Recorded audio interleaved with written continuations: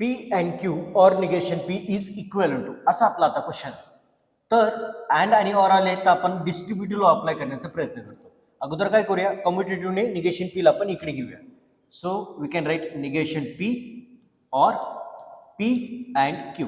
Bye distributive law आपण काय लिहू शकतो, पहिल्या ब्रॅकेटमध्ये negation P or P and second ब्रॅकेटमध्ये निगेशन पी ऑर क्यू आपण असं लिहू शकतो.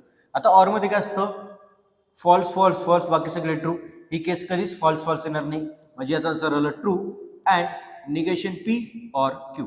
आता by additive law true and P. आता पी का एक स्टेटमेंट आहे, एक तर ते ट्रू किंवा फॉल्स असू शकतं. म्हणजे आता आपलं याची व्हॅल्यू जी येते ती म्हणजे पी येते, म्हणजे आपला आन्सर काय आलं, निगेशन पी ऑर क्यू आलं. मग आता बघा बरं कोणता ऑप्शन दिसतोय का, negation P or Q. So option B is correct.